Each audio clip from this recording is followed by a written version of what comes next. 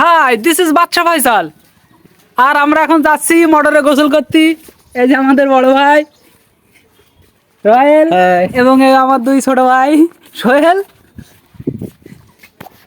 ভাই সোহেলটা নাইমটা কবি না সামনে বাদ দিলাম। আরে ওটার নাম কি? নাইম। নাই হ্যাঁ, তো এই আমরা চলে আসলাম এই ধানের ভুইতে। ওই আমাদের মোটর দেখা যাচ্ছে।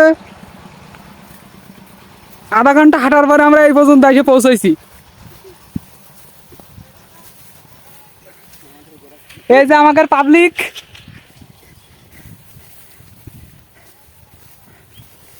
এখন দেখা যাক আমাদের মোটর চলছে কিনা, তাও তো আমরা জানি না।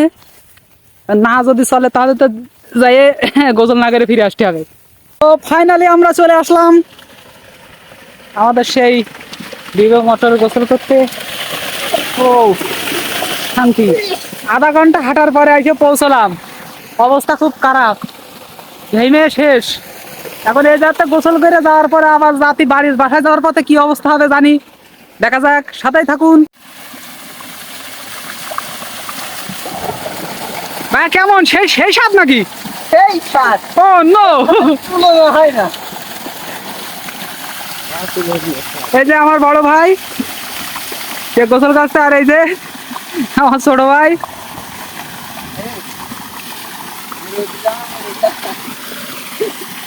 এই পানি ছাড়া বেশি গায়ে লাগবে। এই মোবাইল দিয়ে ভিজে যাবে বলো।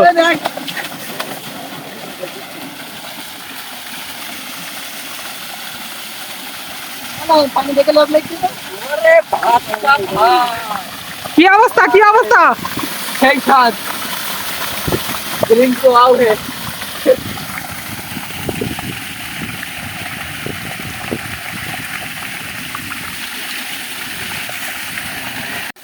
জয় বাংলা।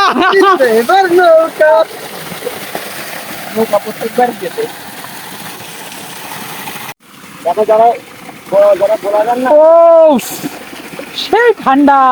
ভিডিও করে না যারা ওরা আগে ভিডিও করে এরপরে মোবাইল থাই ভিডিও দিলাম বলো না এ এ লাগছে এই বাবা এ লাগছে আর একটা ফোন আমার তো ভিডিও তো দোস্ত, আমাদের গোসল করা শেষ।